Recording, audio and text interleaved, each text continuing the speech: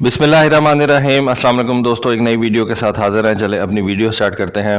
मैं ऐसी कुछ तस्वीरें वगैरह देख रहा था तो मेरे सामने से एक तस्वीर गुजरी। मैं समझा ये एक रफाल की तस्वीर है, लेकिन उसके ऊपर जो मार्किंग्स थी, जो उसके ऊपर झंडा बना हुआ था, वो फ्रांस का नहीं था। तो मैंने तस्वीर को जरा गौर से देखा, फिर देखा कि इसका तो एक इंजन है, जबकि हमें पता है कि रफाल जो है उसके 2 इंजन हैं। लेकिन साइडवेज तस्वीर बिल्कुल ऐसी थी। उसका जो कॉकपिट मैं देख रहा था वो बिल्कुल मुझे रफाल के अर्ली वर्जन्स की तरह का लगा। तो मैं समझा ये कोई रफाल का अर्ली वर्जन है। लेकिन फिर आहिस्ता आहिस्ता जब मैं उस तस्वीर को गौर से देखता गया तो मुझे पता लगा कि ये तो बिल्कुल रफाल जहाज नहीं है, बल्कि ऐसा लग रहा था कि ये रफाल का कोई छोटा भाई है जो कि सिंगल इंजन वाला जहाज है। फिर मैंने उसको थोड़ा सा और स्टडी करना शुरू किया तो ये पता चला कि युगोस्लाव का ये एक जहाज था।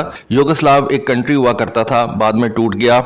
इसके बहुत से आप कह लें कि टुकड़े हो गए। क्रोएशिया बन गया, स्लोवेनिया, मैसेडोनिया, बोस्निया हर्जेगोविना। यहाँ पे बड़ी जंग लगी थी।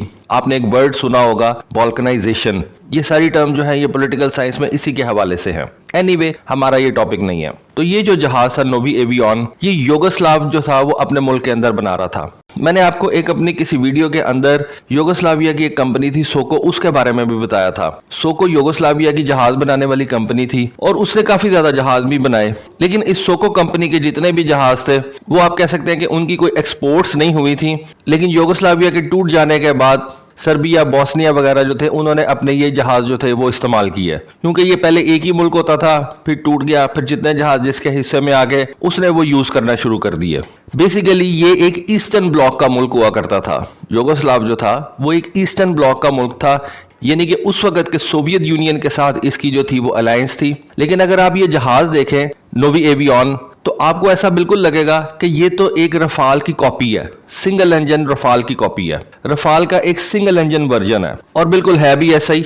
इस जहाज के अंदर आपको नजर आएगा कि ये एक क्रॉप डेल्टा कैनार्ड कॉन्फ़िगरेशन के साथ जहाज बनाया गया था। ये खैर जहाज बनाया नहीं गया था, प्लान किया गया था। इसकी फर्स्ट फ्लाइट जो थी 1992 के अंदर जो थी वो प्लान की गई थी, लेकिन 91 के अंदर इसको कैंसिल करना पड़ा पैसों की वजह से। फिर आपको पता है कि युगोस्लाविया वैसे भी टूट गया। तो सारे मामलात जो थे वो इंटरनल मामलात उनके कुछ इतने खराब हो गए थे कि मुल्क ही एक नहीं रहा। तो फिर इन मिलिट्री प्रोजेक्ट्स का उन्होंने क्या करना था।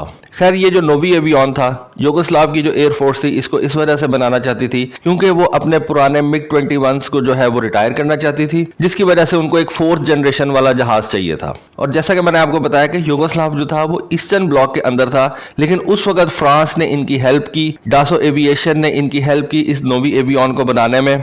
और नोवी एवियन जो है अगर आप उसको देखें तो उसका सारे का सारा डिजाइन जो है वो ऑलमोस्ट रफाल से मिलता जुलता है। इसके विंड टनल मॉडल्स जो है वो बना लिए गए थे। इसके ऊपर विंड टनल्स के अंदर जो है वो वर्किंग शुरू हो गई भी थी। इसका एयर इनटेक आपको बिल्कुल F-16 की तरह का लगेगा। एक सिंगल एयर इनटेक था इसका, जबकि रफाल के अंदर 2 एयर इनटेक्स हैं, एक पोर्ट साइड पे और एक स्टारबोर्ड साइड पे। लेकिन जहाज ये बिल्कुल आपको रफाल की तरह का लगेगा। रीजन ये कि इसके अंदर फ्रांस ने युगोस्लाविया की बहुत ज्यादा हेल्प की थी, इसके डिजाइन में भी और इसके एवियोनिक्स की तैयारी में भी, क्योंकि युगोस्लाविया के पास उस वक्त इतनी टेक्नोलॉजी नहीं थी कि वो एक जहाज के लिए एक अच्छा रेडार जो है वो तैयार कर सके। और एक रेडार जो है वो जहाज का मेन कंपोनेंट होता है। फाइटर जेट के अंदर जो मेन कंपोनेंट्स होते हैं उनके अंदर रेडार की जो है वो बड़ी कलीदी हैसियत होती है। तो जिसकी वजह से युगोस्लाविया ने फ्रांस के साथ मिलकर इस जहाज को डिजाइन किया। लेकिन फिर हालात कुछ ऐसे बन गए कि इस जहाज को जो है वो डेवलप नहीं किया जा सका।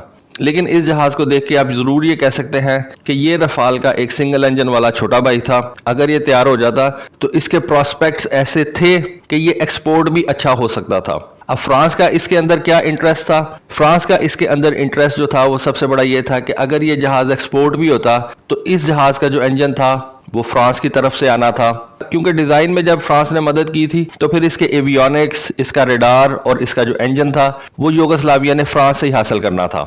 और फ्रांस के साथ उनके मुआहदे भी हो गए थे। तो फ्रांस की जो अपनी एक्सपोर्ट्स थी वो इस जहाज के साथ इंक्रीज होनी थी।